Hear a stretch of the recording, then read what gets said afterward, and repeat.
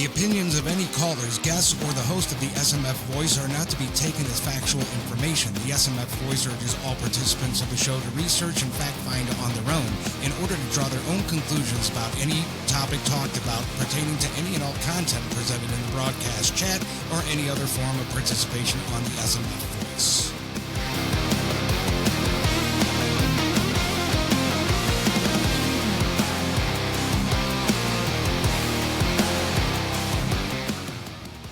Well, hello, everybody, and welcome back to the Stow Munroe Falls Voice. Just a couple days before Thanksgiving. Trying to get some stuff done here to get this episode out to you before I go on a long break.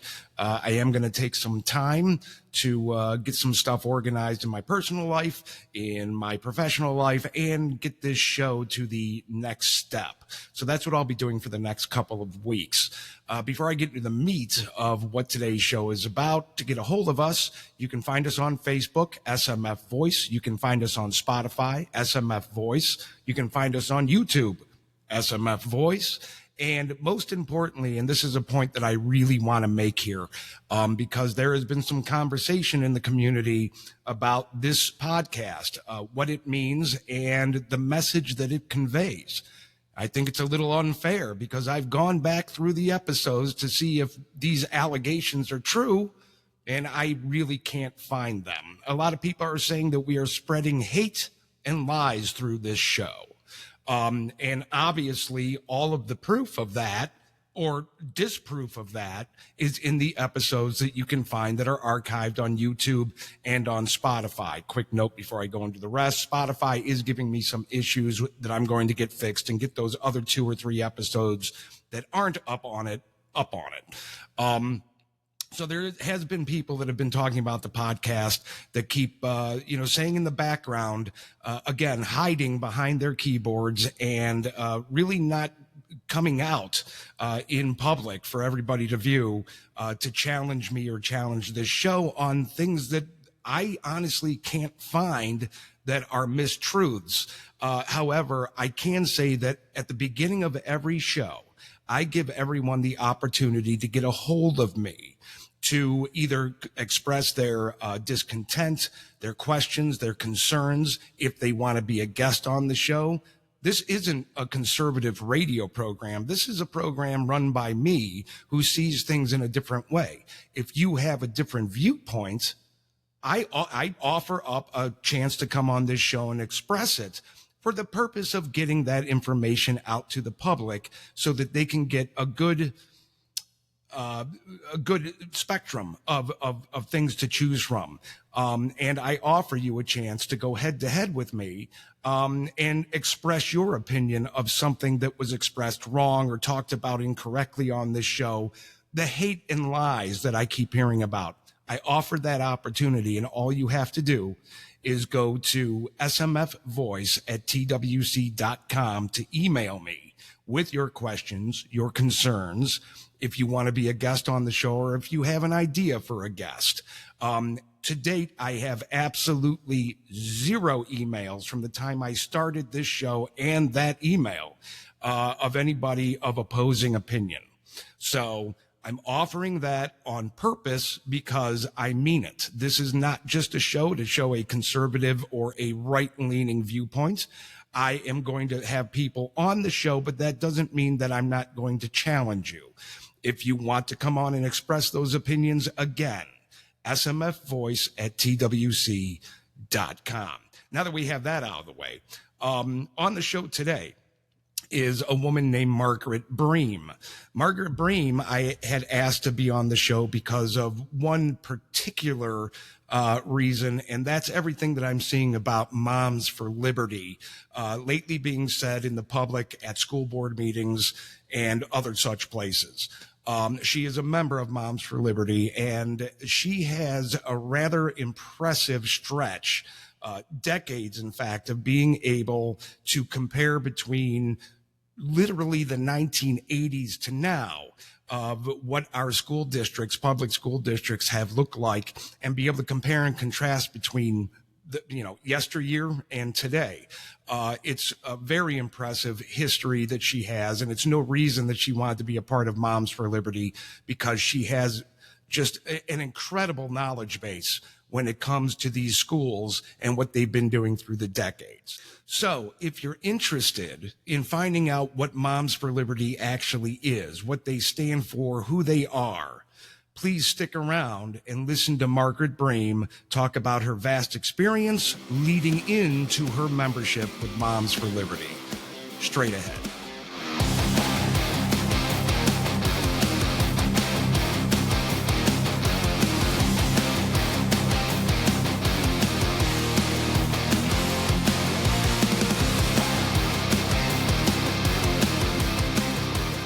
Joining me on the show today is somebody who I think can answer quite a few questions, especially for the community of Stow Munroe Falls School District.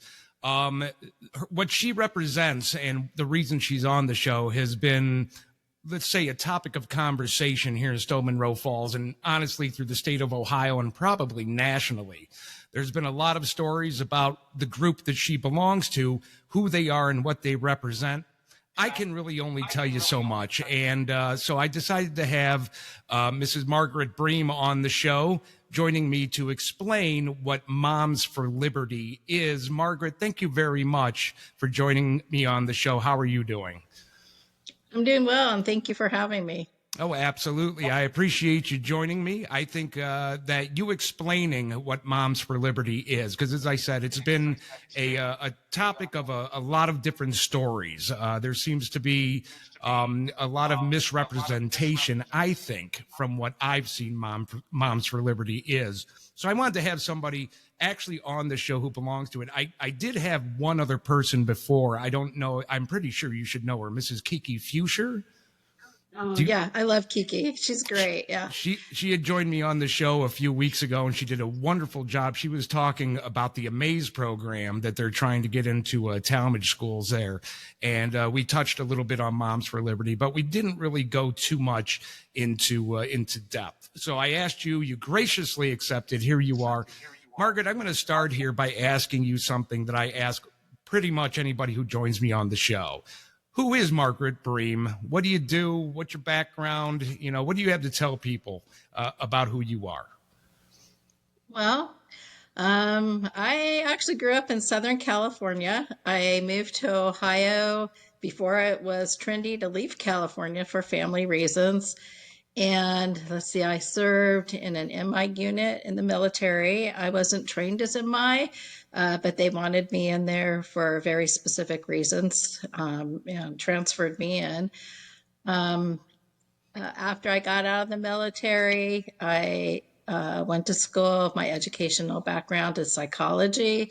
And from there, instead of becoming a psychologist, I became a business coach. I started out becoming a life coach and realized that people don't want to really pay without using insurance to have coaching services. But when it came to growing their business, they were willing to pay for that. And I grew up in a business background because my mother was a corporate controller back in the day when she was the only woman in the boardroom for any company she worked for. And her partner growing up, he was with ARCO. He was the VP of Environmental Protections, which wasn't what he was interested in, but that's where he promoted to.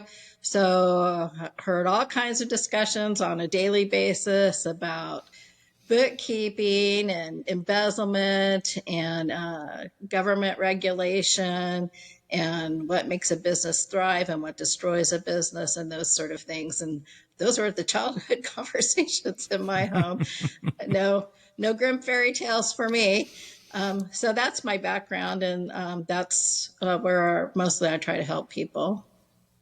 So you have this pretty substantial background in business and the good and bad side of what can happen. You've seen a relatively a good spectrum of how to run something like that. So really, you go to any career, if they offer you a spectrum that's that wide where you see the good and bad, I'd say that you have quite the background in that. What got you interested in something like Moms for Liberty. First of all, how long have you been in it? I signed my contract in August of 2023. So I haven't been in it quite 2 years. Our contracts were not paid. Chapter chairs aren't paid, but our contracts are for 2 years. And I think that's to create sustainability and stableness in the business. In any organization is a business, whether you think it is or not. Right. My background is I have 5 biological children, and then I have adopted 9 children who were drug and alcohol exposed. I've parented 39 children. So I've seen a lot of things in schools that other people haven't seen, just because when you see the repeating of kids going in and out of schools and sometimes having the same teachers over and over again, you start to see patterns. I've been fighting schools since the 1980s as a parent. There are some very interesting things superintendents have said to me. One used to greet me with a cuss word and "What do you want from me now?" thing.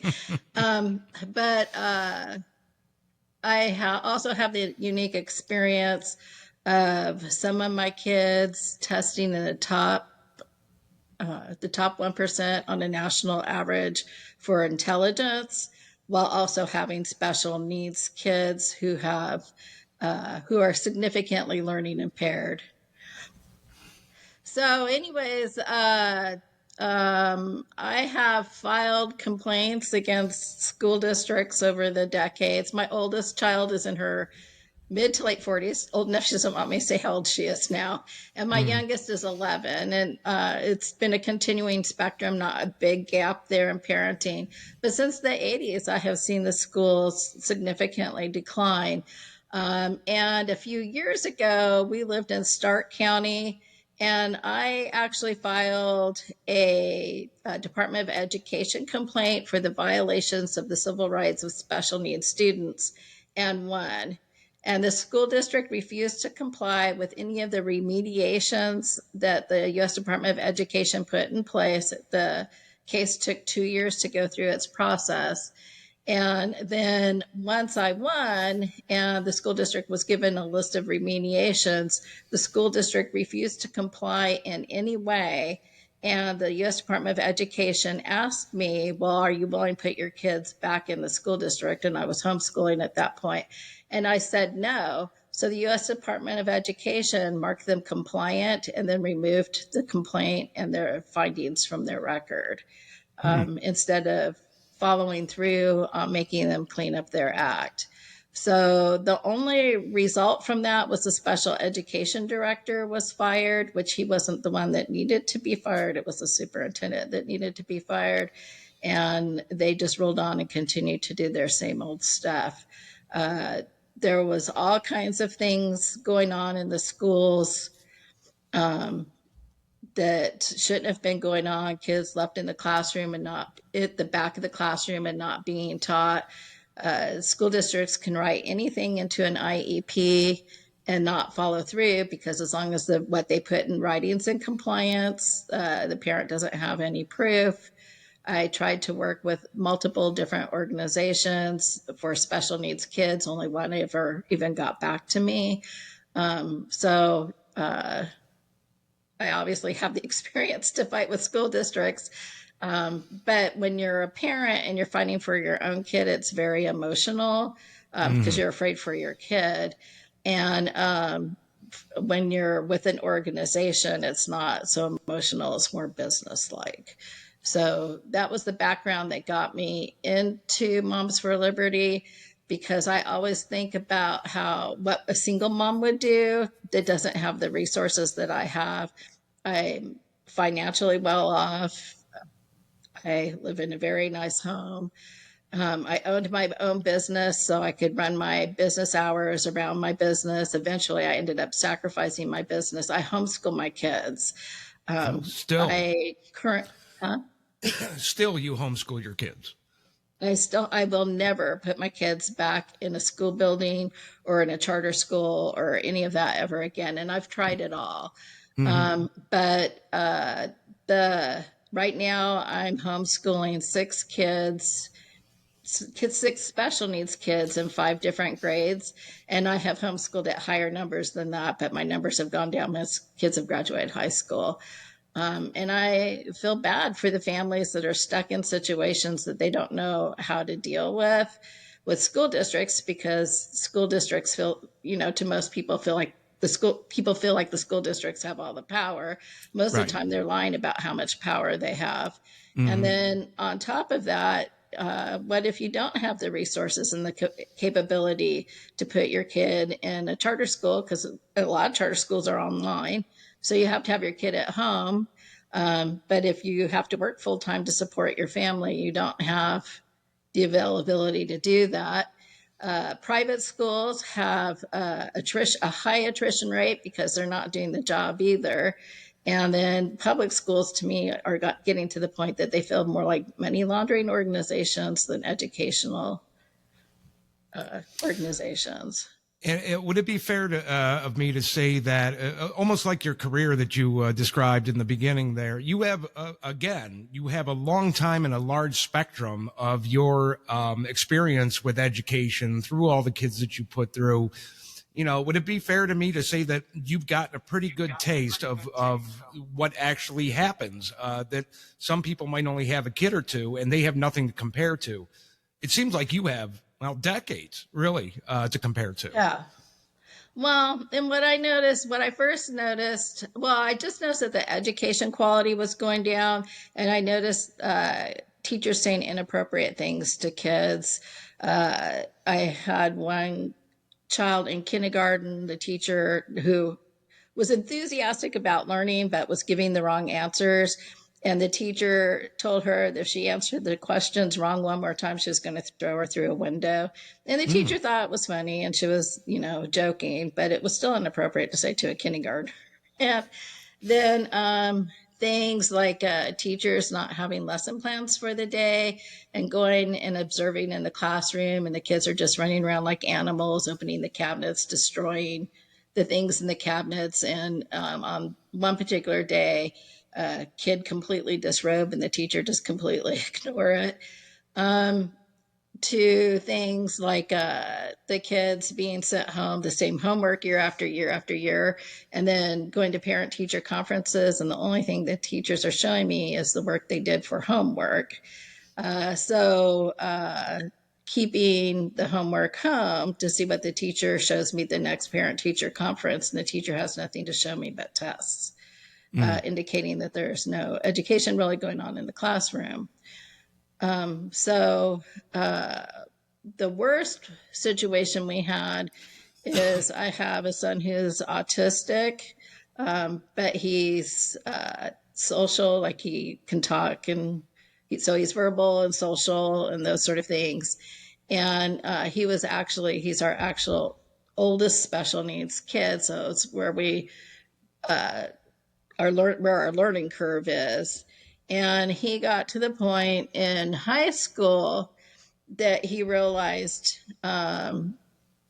he was smart enough that he realized he didn't really um, make the mark, and his peers were leaving him behind because they were wanting to hang out with people who had things in common with them.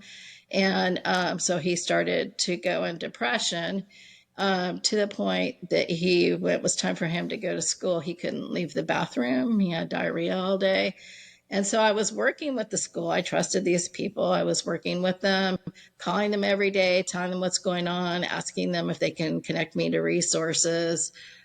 Reached out to the adoption assistance programs through the county where they're supposed to be helping parents who have adopted with resources, and getting no help at all. And at that time, the psychological services in the area were full and backlogged like 4 months. And what the school district did to help me was send a cop to my door and try to get me to let the cop come in the house and threaten my kid. Mm. And uh, finally got a diagnosis that the school district would recognize. And he was already had been on an IEP for years, took the diagnosis into the special ed director, and he said, we don't want to work with your kid. You know, pull him out of our school district, withdraw him from our school district, which is illegal. And that's where I won the U.S. Department of Education complaint. And I was at that point, I was like, oh, good, we have hope. And then that was what the special ed director said. So the thing was, is they basically wanted him in the building, you know, because they wanted the funding. And it was a situation where their behavior, if we had been a family that had guns and he had access to the guns, they could have caused a school shooting. And in a meeting later on with the superintendent and the special ed director and some of my son's teachers, I brought that up. And the superintendent says, well, we've attended a lot of seminars on that. And a student and I was concerned he was going to commit suicide. We spent 2 years every day thinking, you know, when we open his bedroom door, he's going to be dead. And I pointed that out to the superintendent, and he said, well, students who are suicidal are certainly homicidal. And I was like, so why would you try to force him to go to school every day when you knew he was that kind of risk? And the superintendent couldn't answer that question. Well, because you caught him. Yeah. You caught him looking for the funding, like what you said. And you know, so here you are, like so many people, so many parents, especially newer parents with kids going to school, freshly going to school. They have a trust in the public school district when they get there. You know, these are people that are supposed to be the experts in certain things, certainly not psychology, right? But they're supposed to be able to at least be very communicative to them, do what's actually best for the child. And you, like so many parents now, found out that, well, the public schools don't seem to always, they're not always trustworthy. They don't always give you the correct answers. And in fact, there might be something else at play, like as we just discussed, funding. So is this starting now to, at that time, starting to come into your head saying, wait a second, something is very wrong here? Yeah. So actually, after that, after I withdrew my son from school, they actually filed a truancy. So we went to court against them and all of that. And we won because he was in a different program. But and that's the way school districts treat people when their kids in crisis. And the other thing is I was on the strategic planning committee when this was going on. So here I am, a partner with them, and they're treating me like this. So then I think about, well, what about all the other parents, you know? So from there, what happened with me? So I had homeschooled off and on for a long time anyway. And I did like a certain online charter school, but that's when they kind of went haywire. And so I quit using them. In the second grade history class, there was a section that Christians are bad and Muslims are good. So that was the last year I used them. And went straight homeschooling. And I had homeschooled 2 of my older kids in California before. So I was familiar with buying curriculum and doing all of that. But what I found was this time around when I was buying curriculum, looking for curriculum, was that the questions at the end of the chapter, specifically in history and social studies, didn't match up to the chapter content. So the books were literally not usable. And these are your standard curriculum publishers like Houghton Mifflin, and what's the other one? McGraw-Hill. Yeah, so their standard textbooks weren't usable. So then I realized that they're starting to use online content. And so maybe that's how come they weren't usable, but I wasn't going to pay a licensing fee, which is another way publishers take advantage of the school districts. If they were renewing a licensing fee every year, that's not as cost effective as using the same textbook for 5 to 10 years. Right. So from there, I kind of felt like I needed books that actually work for my kids. So I went to Christian books. So, and again, the difference is the information was in the context of the material for the questions. So that worked. So that's what I started doing. But I started paying attention to how textbook materials and online materials were changing. And how much schools were putting an effort to hide from parents what was in the material. Right. I did go ahead and use Reading Wonders from McGraw-Hill, which is a standard reading program that's still in schools. And I don't think most classroom teachers would even notice this because they're not teaching, kindergarten, then first grade, then second grade, and so forth and so on. But I did go K through 6 with McGraw-Hill.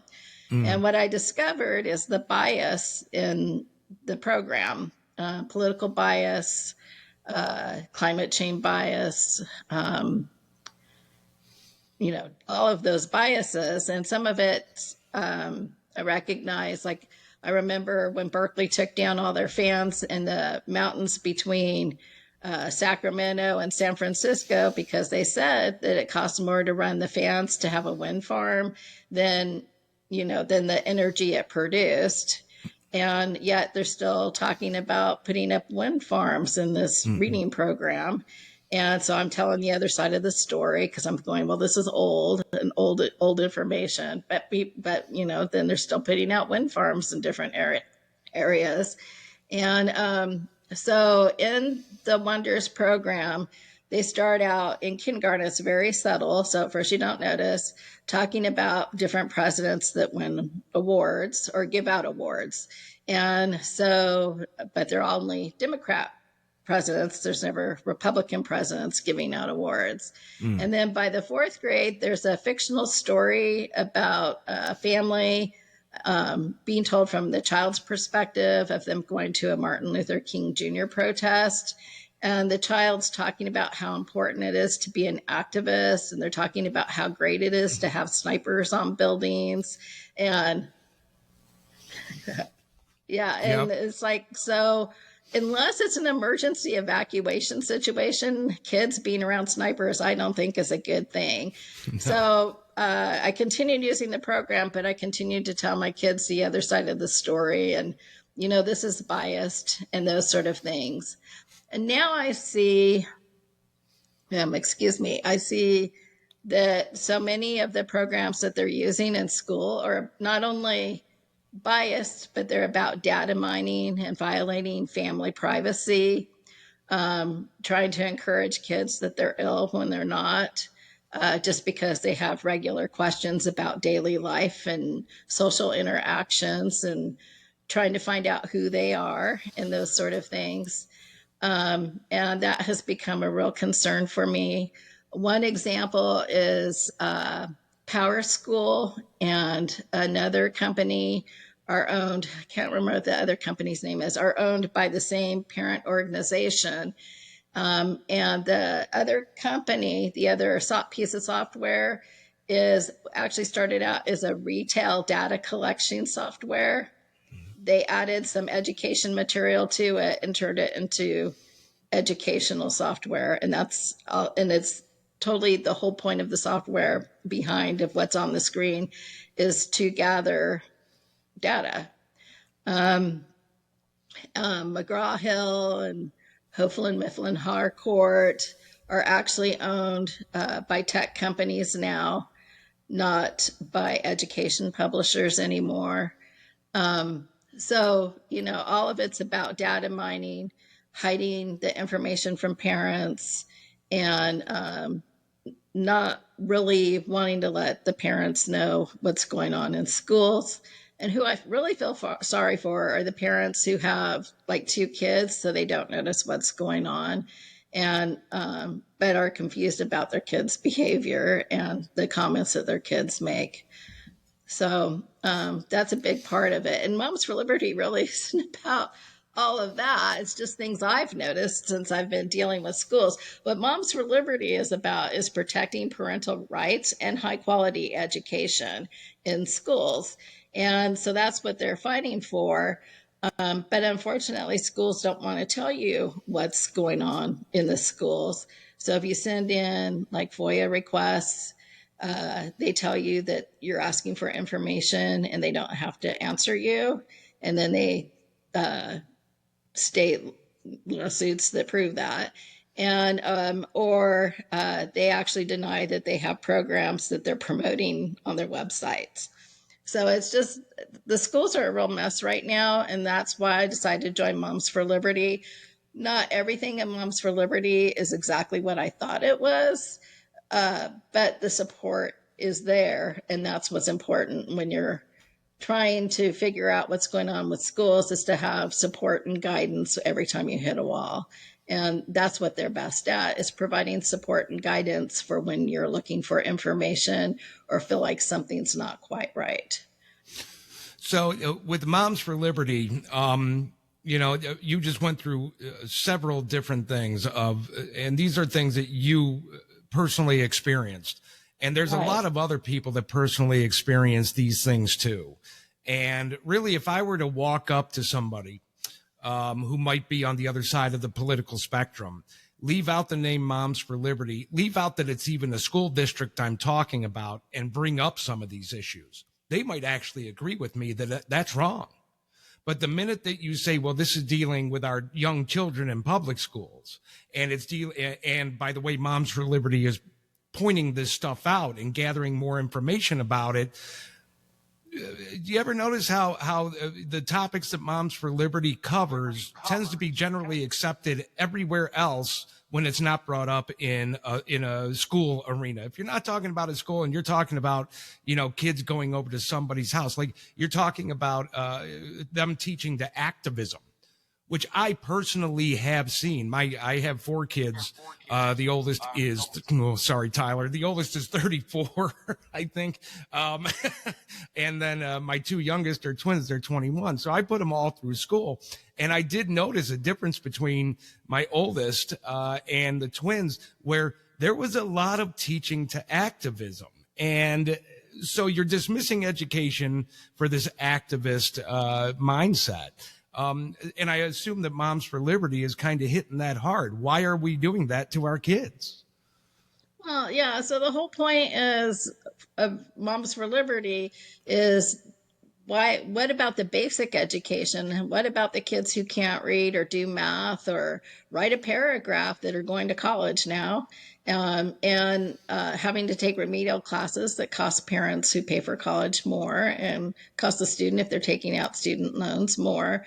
And why don't we go back to basic education where the kids are actually learning, and leave all this other stuff out of it, If you want a kid to learn activism, it seems like that would be appropriate in a political science class, not in college, or maybe even, junior, senior year of high school, as opposed to, 4th grade. So, and that's what they're about, is let's get back to some common sense and just teach, have a high quality education for all of our kids, and, protect parental rights, give parents a say in, what's going on in the classroom, which is what used to be pretty normal.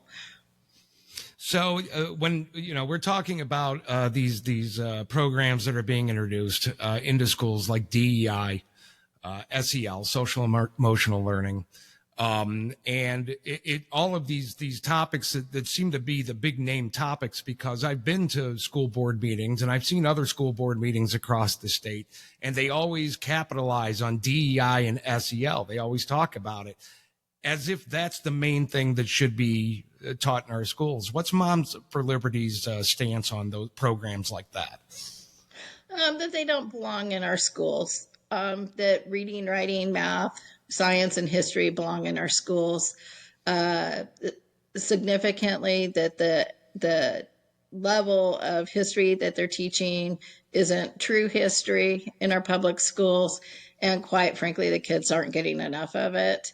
And so, let's go back to the basics. Let's make sure our kids have a good foundation underneath them. Let's teach them to read, write, do math, teach them about history, teach them about science, but the basics, and not have learning gaps. One of the things I've noticed is that the conversation of what constitutes a high quality education is completely off the table. No one's talking about that anymore. because we're all talking about all these side programs that have really nothing to do with educating a child. So, and DEI is a significant part of that. One of the things that a public education is supposed to do is help families graduate out of poverty. But what's going on at schools is justifying it's okay to live in poverty and lowering people's expectations for a quality lifestyle. And that's detrimental to the students. It's detrimental to the future of our country.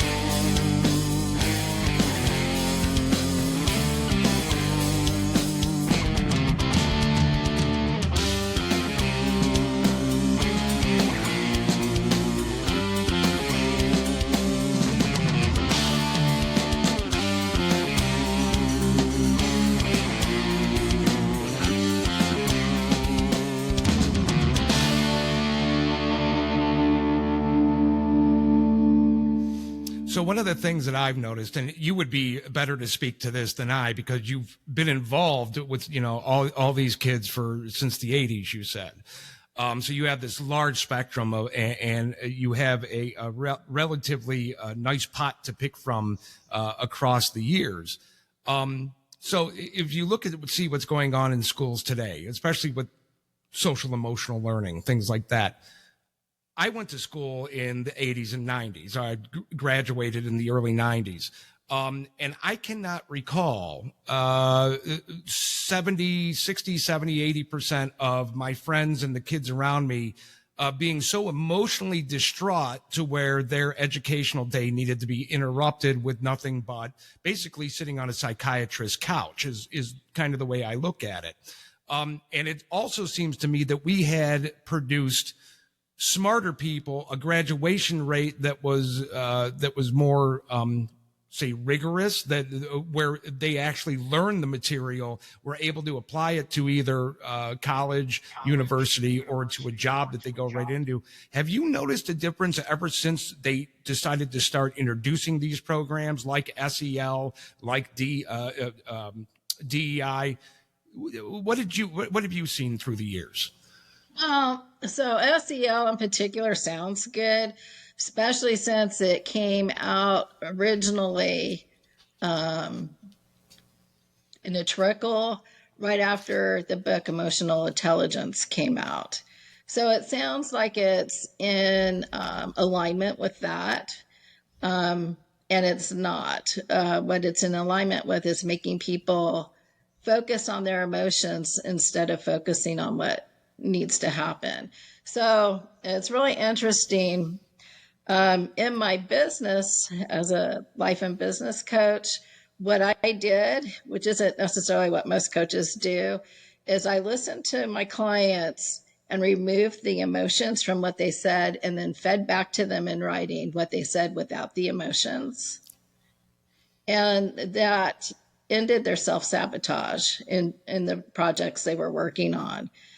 Because most emotions were, I'm afraid this person is, trying to get my job, and I'm afraid this person here is doing this, and I want to keep my kids in my business even though they don't do anything, and it's costing me money and possibly tanking my business because I'm afraid about their futures.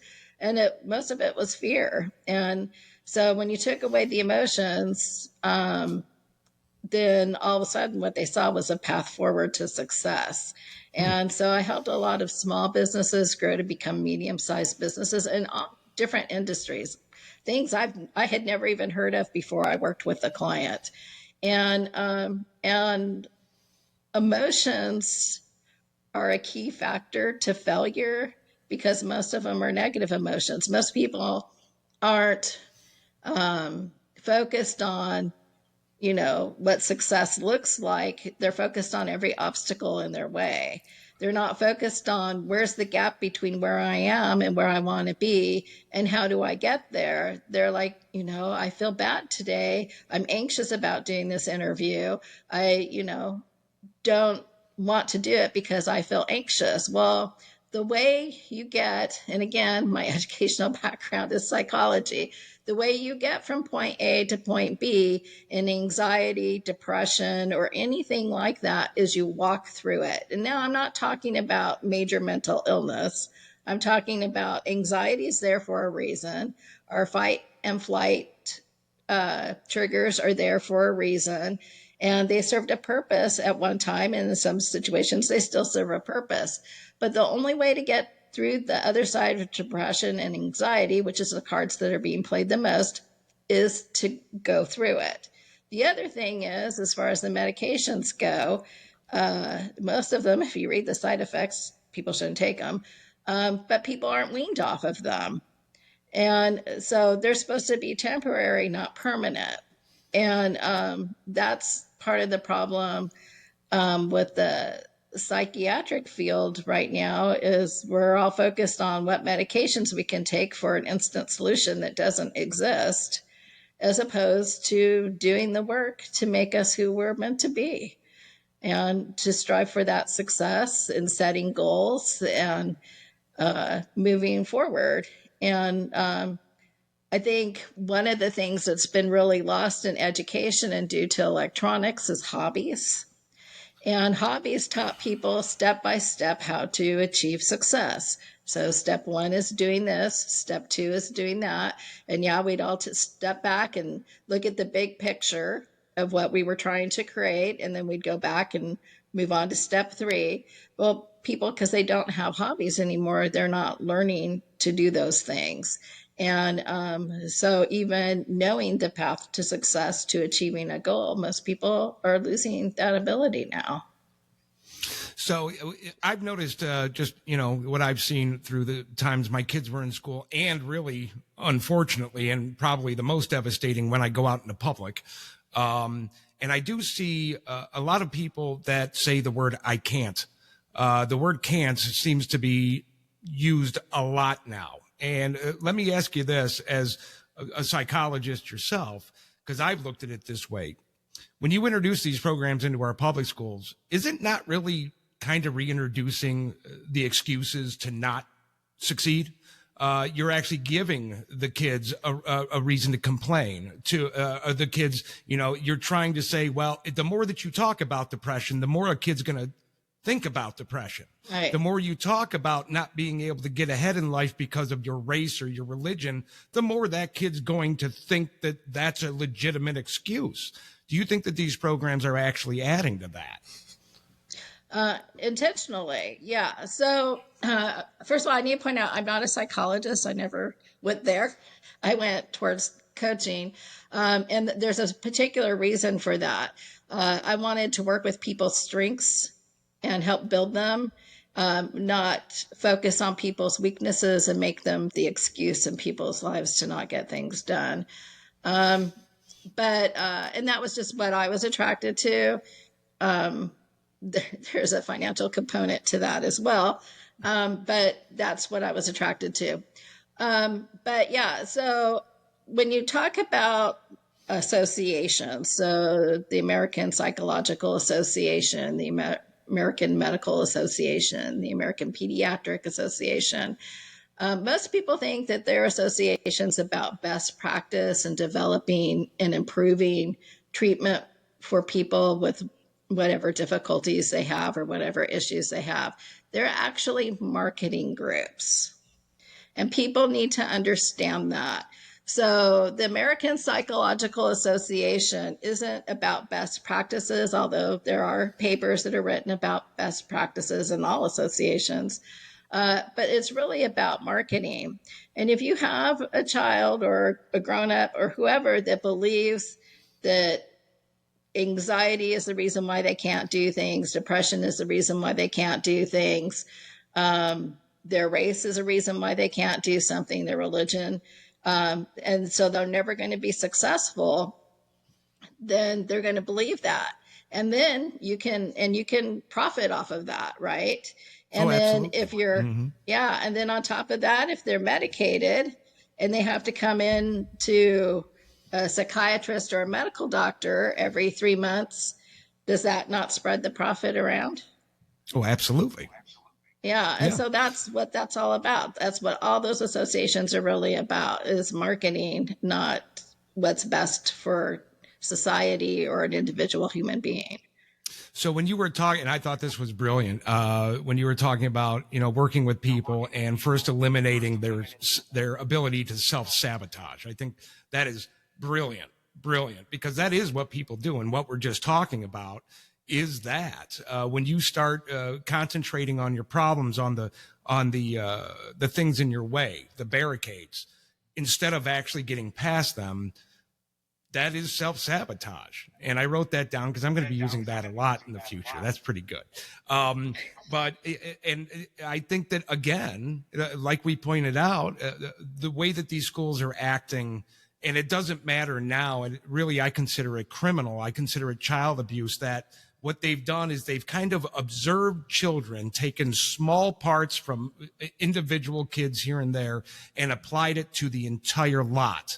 And for several reasons. Number one, you can take those parental rights away because you can say the parents aren't doing their job, right? So the schools have to step in. Number two, funding. They're going to get funding the more problems you have. One of my big issues back in the day was the overdiagnosis of ADHD. They tried to diagnose my son with ADHD. And if you ever met my son, you're like, you better check his pulse because I'm not so sure he's still alive. The kid, there is nothing hyper about that kid. And every thought that he has, everything that he puts together, you can tell it's well constructed in his head. There was none of that. He just, when he was in school, He just wasn't a big fan of being in school. That was it. But, all of these issues, I think that they took that idea of self-sabotage and gave them more tools to sabotage themselves even further for all of these things that, I'm sorry, they are verging on evil. So when it comes to Moms for Liberty, they seem to have sort of recognized this. And would you say that the job of Moms for Liberty is kind of really just trying to explain that to people that feel like their kids are getting a raw deal because their expectations are just ridiculous? So through Moms for Liberty, what people can expect to get if they belong to a chapter or belong to the national organization is support in helping them, I guess, weed whack what the school district has put in front of them. Think about Sleeping Beauty and all the vines that the prince had to get through to be able to find her in the castle. Well, that's what school districts are doing, is they're putting vines and weeds in the way of keeping parents from knowing what's going on, keeping parents from knowing what's being taught in the classrooms, not providing opt-out forms, those sort of things, to keep parents from having a say of what's going on. And what they're trying to do is the schools are trying to teach the kids victimhood is better than success, and to focus on your victimhood because it's easier to be a victim than it is to actually achieve a goal and to do what it takes to be successful. And they're doing that because it's actually easier than teaching. It's to program these kids like this is easier than teaching them how to be successful. So what Moms for Liberty is for is helping parents have the resources that they need to get through the weeds and vines to help their kids with the public school system. And helping the parents enforce their parental rights, and saying, I am the authority over the kids. And I think it's kind of interesting. And again, this is just me, not necessarily Moms for Liberty, but that the school districts, in order to enroll your kid, they have to have a birth certificate that says they're either a boy or a girl. And they want to see something that shows proof of your residence. And then the parents have to sign a form in order for the kids to be there. So, and then the school districts say, well, parents don't have a right to hold us accountable. Parents don't have a right to say what's going on in the classroom. We don't have to provide parents any information. Well, the kids are there because the parents signed a form giving the school district permission to teach the kids. And granted, in the United States, there's laws that kids have to go to school. There are no laws that say kids have to go to public school. Right. So for them to turn around and refuse parental rights when they had to have permission from the parents for the kids to be there in the first place seems a little bit ridiculous. The other side of it to me now, after all the experiences I've had with schools and things I've learned, is we're trusting strangers with our kids. So most people don't know the administrators of their schools personally. They don't know the teachers that are with the kids personally. There are school psychologists who talk to the kids one-on-one alone, and school counselors who are alone with the kids. There are principals who do body searches as part of getting ready to suspend a kid, gathering evidence. I know of principals who have had CPS complaints and Children's Services complaints, and Children's Services doesn't do anything. There was a particular principal I reported several years ago, and the question I was asked by the person I was talking to, are you the person from inside the building that calls every day? Well, that's a scary thought, Right. And did they do anything? No, the guy's still a principal in another county.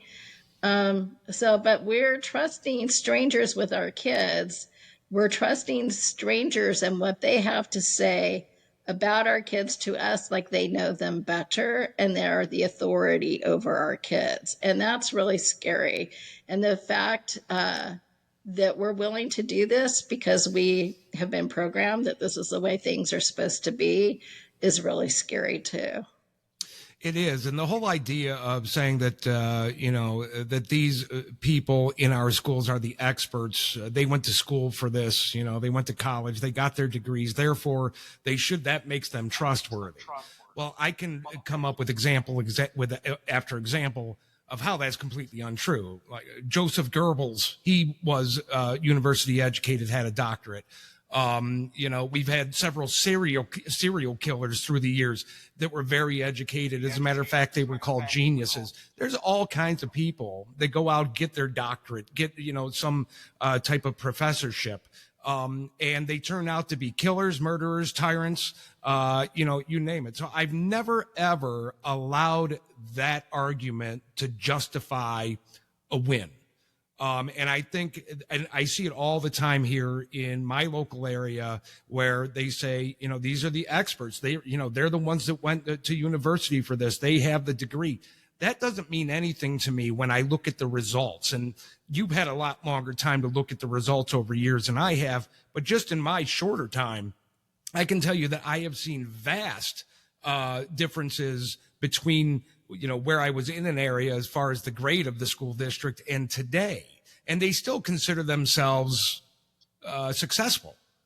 It makes no sense to me. It really doesn't. And I think that's very disturbing. I'll never accept that argument that, they're the ones with the degrees, therefore you should trust your kids with them. Well, so getting a college degree is a game of regurgitating what the teacher tells you to say. Mm-hmm. It's not necessarily correct. It's not necessarily factual. It's not necessarily what you've been taught before.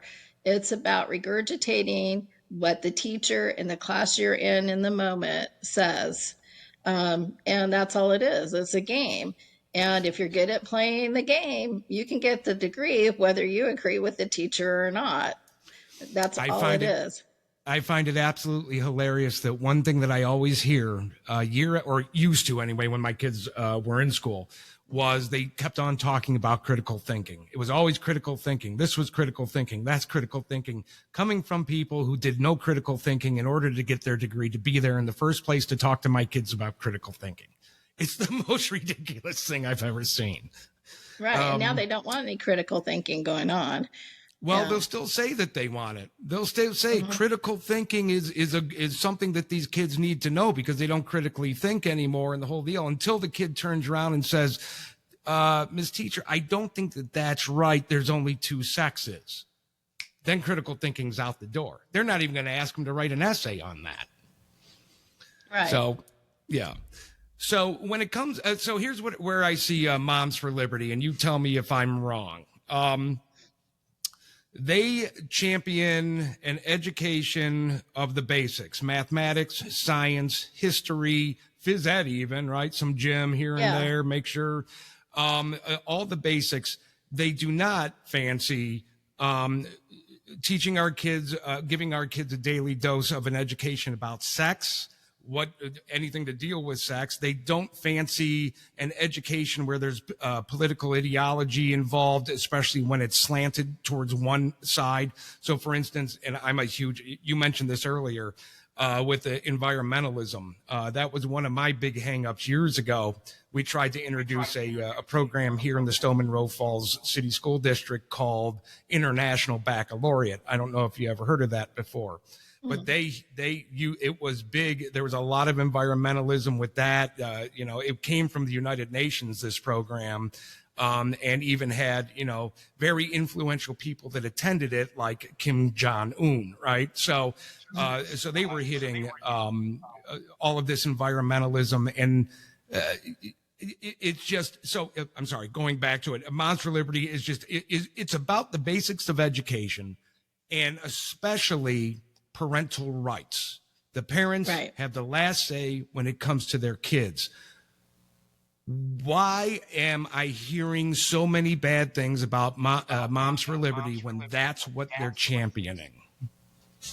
Well, so they're the media for number one, because the media misquotes everything. When I've been involved with the media, I've always been shocked as to what they said I said compared to what I really said, Right. uh, or what I did. So there's that, the media attacks. There are actually organizations that are anti Moms for Liberty organizations that are making headway. The rumors about book banning, there was actually an anti-book banning group formed before Moms for Liberty was formed, about the same time that the book Genderqueer was published. So they were looking for an organization to fit their narrative, and that group's called Red, Wine, and Blue. So Moms for Liberty started up, and that fit their narrative. All kinds of stories that I hear about Moms for Liberty in all different directions that aren't true. Basically, they were founded by two women who were on school boards and seeing things going wrong. And then when they ran for school board seats again, they didn't get back on the school board, so they decided to help parents with parental rights and to be able to find out what was really going on in their schools. And that's the whole point, is to be able to help parents find out what's going on in their schools and make the best choices for their kids. And what's really interesting is at one school board meeting I attended when I was leaving, a person who had just been speaking about boys should be allowed to use girls' bathrooms looked over at me as I was leaving and said, your kind isn't welcome here, which I didn't respond to. I just kept walking. But the fact of the matter is what I had just done there, the whole purpose of what I said at the school board meeting was to invite them to sign the parent pledge acknowledging parental rights, the school board members. So that meant, in her case, that the school board would be signing a pledge that also supported her parental rights, to say that she felt that boys should be able to use the girls' bathroom. And so nothing I said or did was against anything she said or did, but Right. she wanted to make it an issue, which I kept walking, so it wasn't. But it's amazing to me how many people think that we're opposing them, where maybe we don't agree with them. But if we're saying, we support parental rights, it's the parent's right to have that idea, whether we agree with it or not. It's their right to have that idea. It's their right to have that discussion. And so what I did that supposedly made me unwelcome there, totally was not what she, seemed to think in her own mind. Well, yeah, that's probably bias from just hearing the name Moms for Liberty. There's a lot of Right. people that I've heard talk about it, speak to Moms for Liberty, that you can tell they don't know anything about the program. They know Mm-hmm. nothing about the organization, but they just have that bias already instilled in their head. And they make sure, by the way, that their kids know about it too. If it's not the parents talking to the kids about it, and this is where it gets weird, it's the teachers saying bad things about Moms for Liberty, saying bad things about, other such things, or just hinting towards it. And until there's people that wake up, and I think that there's a lot of people that need to look into Moms for Liberty. And honestly, I don't think, I'll just ask this, is any question out of bounds when it comes to trying to figure out who Moms for Liberty is if they get a hold of you? No, so no question is out of bounds, but I'm also not going to debate for an hour on the phone with somebody. So if they want to Right. know more about the organization and they want to come to a meeting and check it out, I'm more than happy to have that conversation with them. But to be honest with you, I hung up on a lady last week that started wanting to debate, and I don't know where her information came from. It couldn't have been further from the truth. But I just told her a couple times, I'm not here to debate you. I'm here to answer your questions about the organizations. And she kept trying to debate. So I hung up on her because that wasn't my job. So Well, that's why I mean, is any, maybe I should have said legitimate question, off, is that off the table? Because I think there are a lot of people that might have questions, who may not buy into what they hear about Moms for Liberty. But they still have that slight bias, and they may have questions that seem a little out of literally left field. But I think the whole idea is, instead of just listening to the echo chambers that they talk to, is to actually get a hold of somebody like yourself, to ask legitimate questions, not to debate. Like you said, it's not a debating thing. You're obviously going to answer the question and say, this is what it's about. I'm not telling you that as debatable material. This is just what it's about. At the end of the day, Dr. Kevorkian didn't say that, he told people what he was about and there was no debate. Well, I'm going to assist people to die. That's what I'm going to do. That, there is no, you ask the question, that's what he's going to do. So, okay. So let's say that somebody has some more questions about Moms for Liberty. They like what they saw here. Is there a way to contact them in order to get those questions answered? So we do have a Facebook group. Moms for Liberty is all over Facebook. But our chapter is Summit County, Ohio. So they could look for us through Facebook. We do have, as far as websites go, you would go to momsforliberty.org. They have a map of the United States. And if you want to find your local chapter, you find your county. You can find your state, you find your county, you click on that county, and it takes you to the chapter, so they can contact us that way.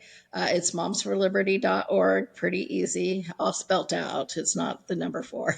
It's all gotcha. And then we have an email, which is, I believe, Summit County momsforliberty@gmail.com.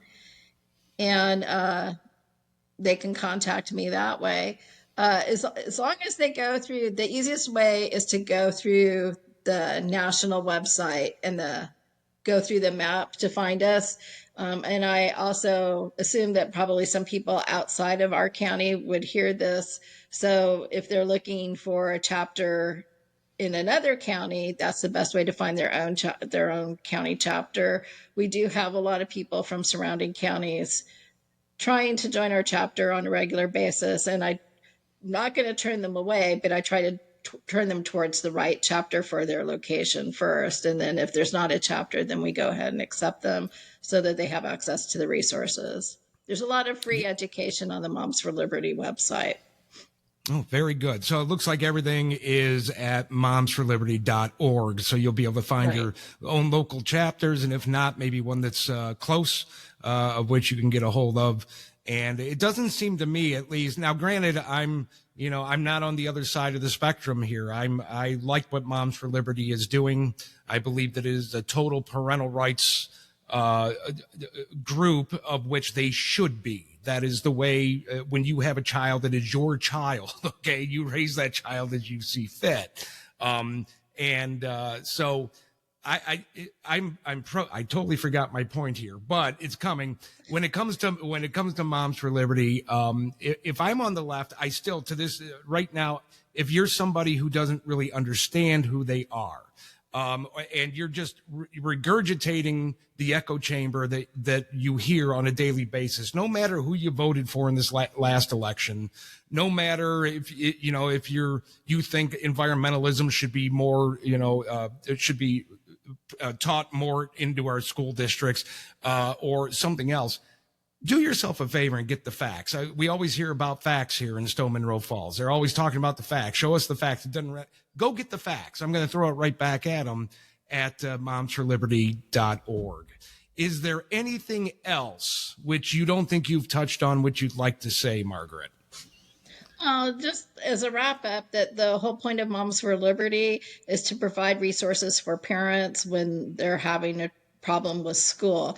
We're conservative leaning, but that doesn't mean we wouldn't help out anybody who is having a problem with their child and with the school district. And they should reach out, because our job is to provide resources in those situations and guidance and help. And it's not really all that partisan. Maybe our beliefs and opinions are partisan, but our job is to help parents with the resources they need in order to meet the needs of their child. And the problem does exist where there are a lot of parents that don't know where to go because, something's going on with their kids. I get it all the time as well. I belong to a group out here. It's a local Facebook page. We've been around forever. And we do get a lot of parents that gave up hope. They have no idea where to go. Something happened to their kid. They feel alone. And I think what I need to do, for some reason it just popped into my mind, is actually kind of refer them to you guys a little bit more and get them all the help that they possibly can. So yeah, and we're happy to help. Oh, yeah, absolutely. Margaret, I appreciate you joining the show. I think you gave people a lot of things to think about here. And I would encourage everybody to go to momsforliberty.org and start things moving if you have any questions. Ladies and gentlemen, Mrs. Margaret Briem. Margaret, thank you again for joining us.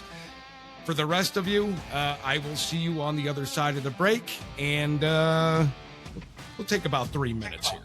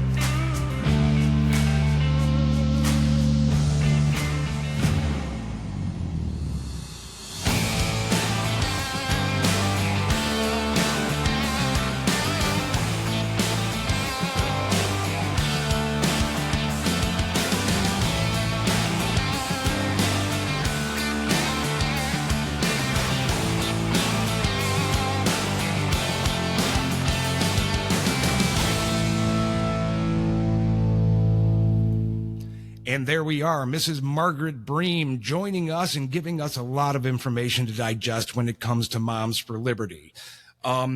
She gave us so much information that I think you should watch this 2 or 3 times to try to get a pretty good grasp on what Moms for Liberty actually is.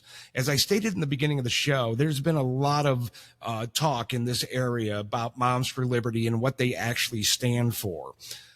From what I got from this interview and the decades of experience that Margaret has putting kids through school and understanding how to compare and contrast through the decades of what our public school districts have been doing, really Moms for Liberty and the reason that she's there is for pretty simple reasons.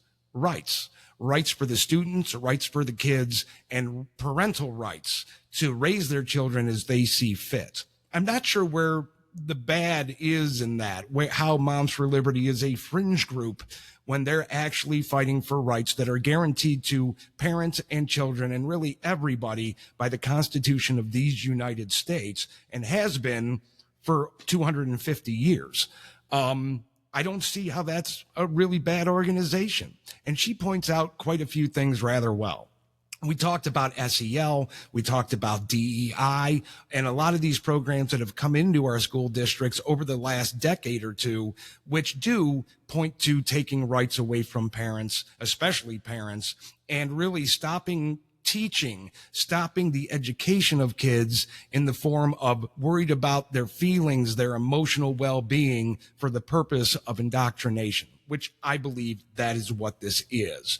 If you look at society, just to prove it to yourself, if you look at society when you walk out into public today, what do you see from people 30 years old or younger? You see a lot of emotional outbursts, especially after this election. You see people shaving their heads, telling you to divorce your husbands, telling you to stop having sex with your husbands, even telling you to murder people that are conservative. This is not something that's just a small niche in the country. There's a lot of people that have been doing this, and you will actually run into those people when you go out yourself. You can personally experience this. And that is what's called a failure of the education system, because these people didn't come up with this out of nowhere. They didn't come up with it on their own just yesterday. This is something that's been ingrained in them. And you can tell by their outbursts, by their emotional outbursts, that they've never had any other opposing thoughts as they were growing up. So you could blame that on the parents, sure, but you have a public education system that really emboldens those feelings. And that's the real problem. Again, prove it to yourself. Go out in the public, ask people how they feel, and then judge their reaction. Are they just saying, hey, I didn't like this or I didn't like that, and here's how? Or do they literally almost burst down into tears saying that they want to kill people? Well, unfortunately, the latter is becoming more and more numerous. And that is proof that programs like SEL, when we stop teaching kids and we start using their emotions in order to push forward an agenda, a political agenda, that is called indoctrination. And SEL and DEI, in my opinion, in Margaret's opinion, and in a lot of other people's opinion, those are the programs, and programs like those before that came before these programs. Those are the programs that are responsible for the inability for these kids and now young adults to be able to handle their emotions. And I find it a little bit hypocritical that they would call a program which is supposed to teach to how to handle your emotions SEL, social emotional learning, unless their vision is what we see today, complete and total mayhem. So a really good interview. I was happy with it. Margaret, again, a lot to digest. Watch it 2, watch it 3, watch it 4 times, and understand just who Moms for Liberty is, because really what they're doing is, it doesn't matter what side of the political spectrum you're on, what they're doing is defending your rights and defending your students' rights as well as their safety. Until the next show, I told you we're going to be taking a couple weeks break here. Thanksgiving is coming up. Christmas is going to be coming up. I have my wife is a Christmas birthday little elf, and she loves Christmas, and I got to take care of birthdays in between. So there's a lot that I have to do privately. There's a lot that I have to do professionally. And I'm actually going to try to get this podcast to the next step. So again, to get a hold of us, Facebook, SMF Voice, Spotify, SMF Voice, YouTube, SMF Voice. And I'm going to again reiterate that if you have a problem with this show, instead of just using social media and hiding behind your keyboard, how about you email me and tell me what you see wrong with the show, what the lies are, where the hatred is, where you see hatred coming from this show, and maybe be a guest and meet me head to head and let's have a conversation. After all, this is the Stow Munroe Falls Voice. That's what we do. So email me at smfvoice@twc.com. Until I see you on the next show, have a very happy Thanksgiving, and I hope all goes well for you. Don't get into too many political arguments around that Thanksgiving table. We'll talk to you the next time.